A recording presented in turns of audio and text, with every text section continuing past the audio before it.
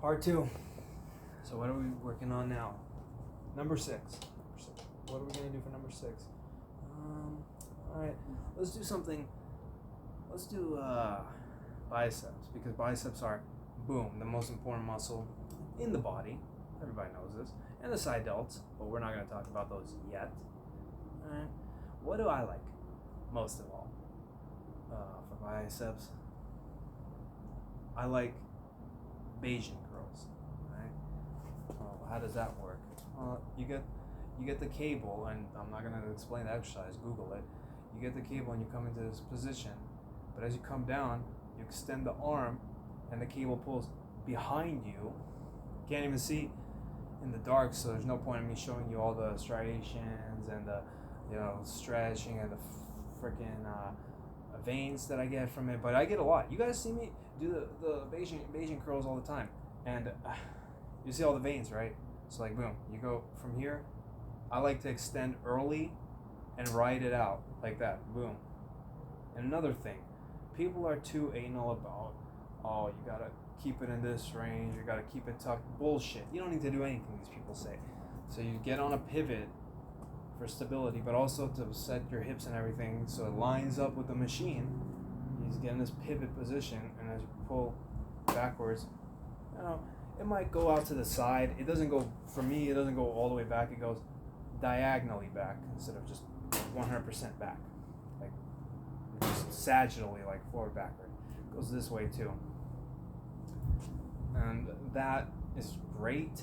It's really great because it puts the bicep in a super stretch position. Like fucking, it hurts.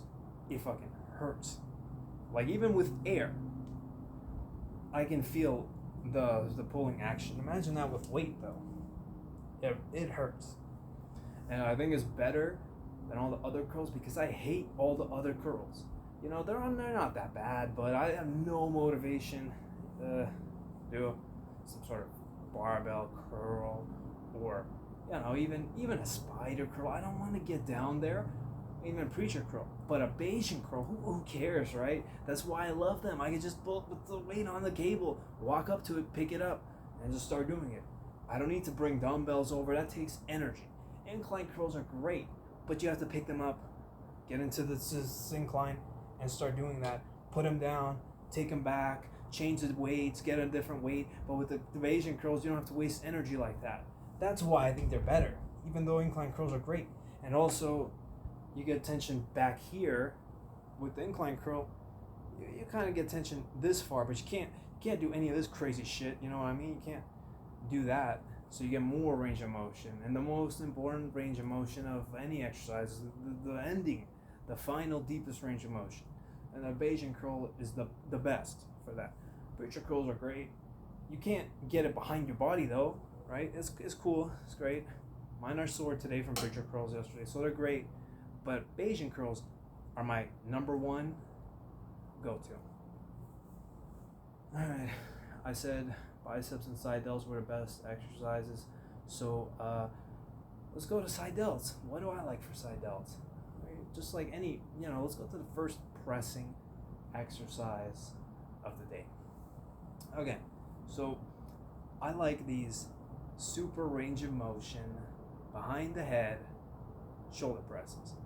And I laugh when people tell me they're dangerous because this might shock you, but I've probably done them longer than you've seen me do them. If you know what I mean, right? If you know what I mean.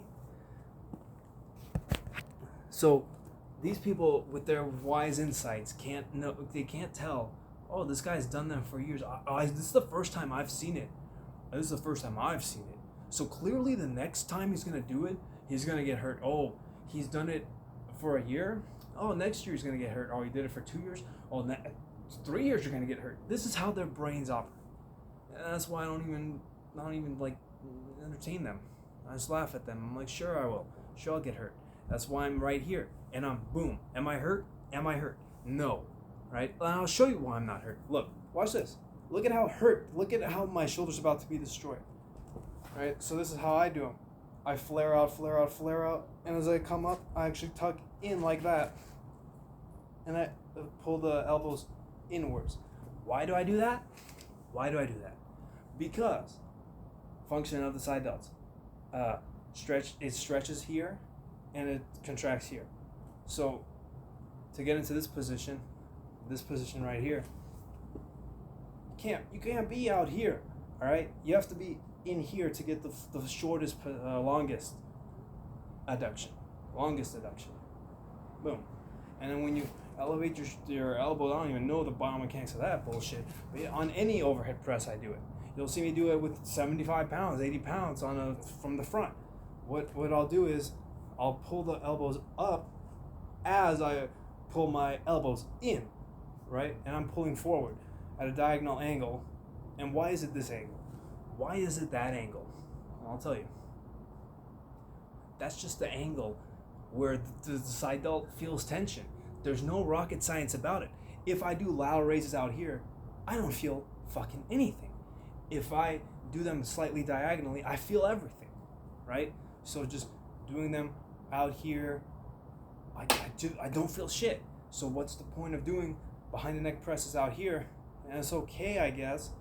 You do get some tension, but here, as I come out and I corkscrew, it's like a corkscrew. I externally rotate, pull my elbows in like that, and as they're in like that, I pull out like that. So it's not forward like that, like a normal freaking front raise type motion. No. It's like this motion. So it's like boom, boom. That's how the side delts work. They don't go forward, backward. I don't think they do very well side to side. I think they're the best tension-wise at a diagonal angle. That's where I feel the most tension in general.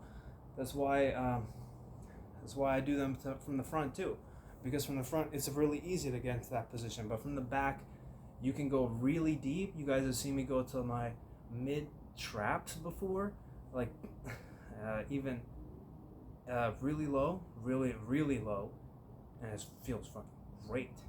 You guys try out that tip that I gave you, where you jam your elbows in like that and elevate them on the way down with a lightweight, and I assure you, it'll feel great. Or your shoulder will rip off, and then you will complain to me. Either way, that's my favorite side delt press. All right. So let's keep going. What else for the side delts? What else? I didn't think I was gonna mention this so soon, but we'll mention it. Right? Just give me a minute. It's getting dark.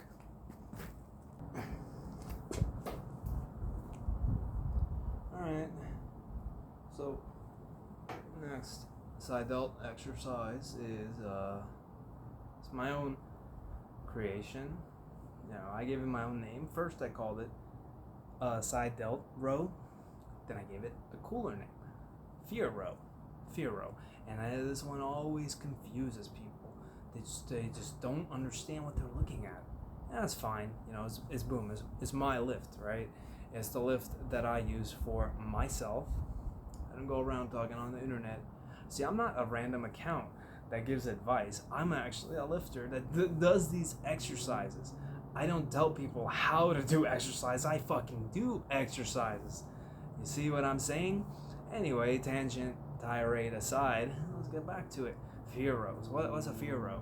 Well, a fear row is like a row with bad mechanics, where instead of keeping extension, you round the upper back, you elevate it just like I talked about the flexion row, but instead of doing a row, you pull with your arms, and that's the same thing as working the side delts, because remember what we talked about, abduction, adduction. Well, that's on the frontal plane. On the frontal plane, the overhead press, your side delts, they abduct, right? This is the concentric, eccentric. This is a stretch. So the adduction is the stretch, the most important part. But in a fear row, on the transverse plane, It's a different plane. It's the horizontal plane. This plane right here. This is called horizontal. This is called frontal, and this one's called sagittal. This one should be called frontal, but it's called sagittal for some bullshit, right? And this one's frontal. So this is horizontal, and the horizontal plane, the side delts they don't go up like this, or what they do is you come down the middle like this, but as you come up, you pull out to the side like that. See, so it is abduction, but it's horizontal transverse abduction. It's not this motion. It's this motion. This is horizontal. All right. I don't think a lot of people understand when people say different planes. They mean your body moves in a different direction. All right. So this position right here, rounded over like hell. This right here. This is lighting my side delts up like crazy. It feels like they're gonna rip off. Just this. Boom. You see that? Boom. It feels like, holy shit, that rep nearly took my side delt off the bone. Like, that shit hurt. Alright? And that's all there is to it. As you come up here, you pull like that. Another corkscrew action. Boom. As you come down, you externally rotate. Instead of internally rotating like on a frontal plane, you externally rotate. Boom. As you hold the external rotation, you pull back into neutral, and then it stretches like hell. Or internal rotation. Neutral, internal rotation, that's where all the tension is. But you come up, you externally rotate. And I love it. It's my number one side delt exercise, the most reliable one. I like to do them on cables. You've seen me do them with barbells. You've seen me do them with a T-bar. The T-bar is great, but it takes so much fucking energy. 120 pounds, 125 pounds for 10 reps, one arm at a time, is as hard as a squat. It's as hard as a stiff leg deadlift. That exercise is hard. All the side delt free weight exercises are hard. That's why I like them with cables. I don't need to do them with cables though, but I like it because you get to change the angle, you get to pivot, you get to just pivot your body one arm at a time. And it's great. Even with the cables, if you're doing it with two arms at a time and you're out here and you pull back, you can actually use your rhomboids and your traps and even your rear delts to get the full contraction after your side delts do their work, and you get a better peak contraction of the side delts, but you also get to work your rhomboids, which not too many exercises work them. When you go into that crazy super retraction at the top with the cables, boom, like that. You get everything, some trap, maybe some rear delt, mostly side delt though. Some upper trap too, obviously, depending on how high. And those are the best exercises. Those three, bicep, side delt, the best. None of the other muscles matter. Who cares about quads? Who cares about hamstrings? Who cares about the back? It's all about this guy, boom, and then boom, these two, boom, right? Boom, boom. And then part 3, I'll tell you all the stupid, boring exercises that no one cares about, the muscle groups no one cares about, quads, chest, who cares about those? All right, we'll see you soon.